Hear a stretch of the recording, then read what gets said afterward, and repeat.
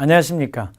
영어 공부 어떻게 해야 되는지 초등학교 때, 중학교 때, 고등학교 때 각각 뭐가 중요한지를 묻는 질문은 제가 옛날에 메가스터디 영어 인터넷 대표 강사할 때부터 지금까지 똑같이 가장 많이 듣는 질문입니다. 여러분 생각은 어떠신지 모르겠어요. 한마디로 얘기하면요. 그때그때 입시 제도를 생각하면 영어 공부 방법도 좀 달라져야 되고 영어 공부의 양도, 질도 시기에 따라서 달라져야 됩니다. 요즘 입시를 한번 생각해 보세요.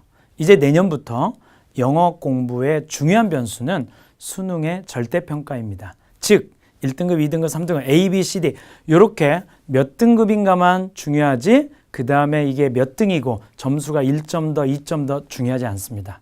물론 그래서 수학보다 영어가 훨씬 더 좀 가중치가 적어진 느낌이 든다 이런 생각을 하실 텐데요. 사실은요.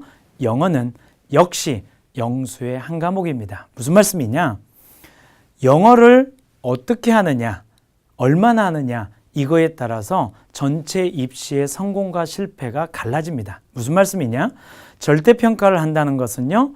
내가 1등급 이상의 실력을 갖추지 않은 사람에게는 굉장히 불리한 겁니다. 즉 1등급, 2등급 하나의 급간이 떨어지면 대학이 몇 계단이 내려가는 어마어마한 차이가 발생되기 때문입니다. 그러면 영어 공부 절대 쉽지 않습니다. 그러면 어떻게 해야 되느냐? 한마디로 얘기해서요. 영어가 내가 A등급이냐 B등급이냐 이 절대평가를 받기 전에 언제까지 이 A등급을 맞을 수 있도록 준비해야 되느냐 이게 더 중요한 겁니다. 그러면 거꾸로 얘기하면 중학교 3학년 때 고등학교를 들어가기 전에 내가 최고 등급을 맞을 수 있는 그 정도 실력이 되어야 그래야 입시에도 성공합니다. 왜? 대학 입시 공부를 하는데 수학, 과탐, 사탐 공부할 게 너무 많은데 고등학교 가서도 영어 공부를 따로 해야 된다면 절대로 상위권 대학에는 들어갈 수가 없습니다. 따라서 이제 완전히 바뀌었죠? 중3 때 수능의 최고 등급까지 나올 수 있을 정도로 공부해야 됩니다. 그럼 결론. 고등학교 때 영어 공부하는 게 아니라 그때는 확인하고 내신을 받는 거고 중학교 때 진짜 실력을 쌓아야겠다는 얘기겠죠? 그러면 이제 옛날하고 달리 중학교 때 영어 공부가 훨씬 더 중요한 시기가 됐습니다. 근데 재밌는 것은요. 중학교 때 내신은 물론이고 수능 공부까지 해야 되기 때문에 중학교 때 엄청난 양의 영어를 해야 됩니다. 근데 이때 중요한 것은 무엇이냐면요. 요즘 대학교를 가는 대학 입시는 고등학교 때 결정되는 것이 아닙니다. 중학교 때 어느 고등학교를 가느냐, 특목고, 자사고 혹은 일반고등학교 1등급 이미 중3 때 갈라진 그 틈이 고등학교 때 절대로 변치 않는 것이 요즘의 대학 입시의 현실입니다. 그래서 여러분들, 학부모님들, 학생들이 명심해야 될 것은요. 중학교 때 내신, 수능 두 마리 토끼를 제대로 잡지 않으면은 고등학교 가서 대학 입학 입시에 반드시 실패할 수밖에 없는 우를 범하게 된다는 겁니다. 근데 만만치가 않습니다. 중학교 내신을 보면 아주 재밌는 현상이요. 중학교 내신의 등급 차이는 지필고사, 이 문제 푸는 게 아닙니다. 그건 기본이고요. 중간고사 100점, 기말고사 100점. 근데 재밌는 것은 50점의 수행평가가 한 학기에 하나씩 있습니다. 자, 다시. 자, 예를 들면 1학기다 그러면 중간고사 100점, 기말고사 100점, 수행평가 50점. 웃긴 것은 중간고사, 기말고사가 200점에서 수행평가 50점보다 4배가 크지만 실제 반영되는 점수는요. 200점이 50점 돼서 수행평가하고 함께 같은 점수가 들어갑니다. 결론? 1대1이 아니라 지필고사보다 4배 더 중요하다는 겁니다. 특히 내신이 좀 쉬운 데도 있기 때문에 중간고사, 기말고사는 만점자가 많습니다. 근데 이 수행평가는요. 첫째, 에세이를 봅니다. 중학교 들어가자마자 에세이를 봅니다. 우리 아들 중학교 1학년 들어갔더니 첫 번째 본 에세이가 뭐냐? 네가 장발장이라면 너는 은수저를 훔칠 것이냐 말 것이냐. 그 결과에 대한 자기 생각을 설득력 있게 1200자로 쓰시오. 에세이를 쓰는 거였어요. 중학교 1학년 1학기 첫 번째 수행평가가. 그러면 느끼셨습니까? 하루아침에 되지 않습니다. 에세이는.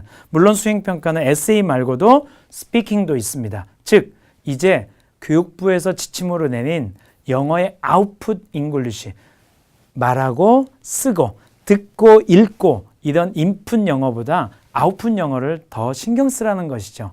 근데 아시다시피 아웃풋은 경험 속에 녹아내려가지 않는 한 절대로 하루아침에 이루어지지 않는 난공불락입니다.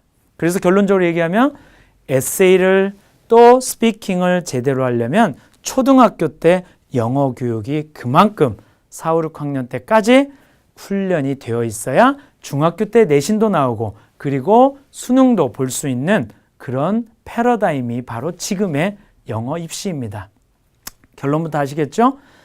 중간 기말고사보다 수행평가가 중요하고 수행평가는 또 하나 중요한 이유가요. 반드시 이 등급을 나누기 위해서 에세이 만점, 예를 들면 30점, 28점, 26점, 24점 2점 정도의 급간이 있습니다. 스피킹도 마찬가지. 그래서 거기서 딱 인원수를 제한해서 등급을 제한해서 내신을 매기는 게 요즘 대부분의 중학교 내신의 기준입니다. 그러면 이렇게 중학교 때 아웃풋 잉글리시를 하기 위해서는 초등학교 때 4, 5, 6학년 때 이때 에세이도 써보고요. 스피킹도 해봐야 돼요. 그래서 그걸 제대로 하기 위해서는요.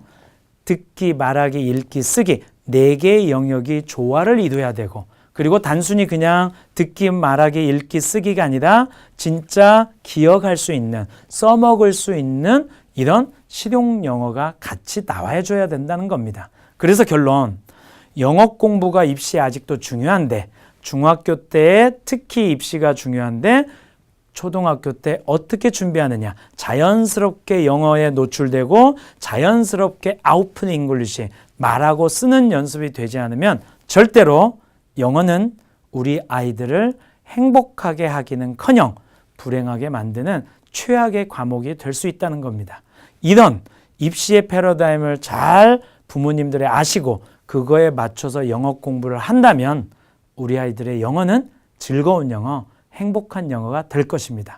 그래서 이런 원칙들을 알고 있다면 그러면 어떻게 해야만 영어를 제대로 공부하는 거고 그리고 그 방법을 가장 빨리 가장 정확히 할 수 있는 방법이 무엇인가 이런 것들에 대해서 제대로 알고 준비를 해야 시간 낭비하지 않고 확실하게 정확하게 영어 공부의 성공 방정식을 찾을 수 있을 겁니다. 찾고 싶습니까? 저와 함께 하나씩 짧고 굵게 공부해 봅시다.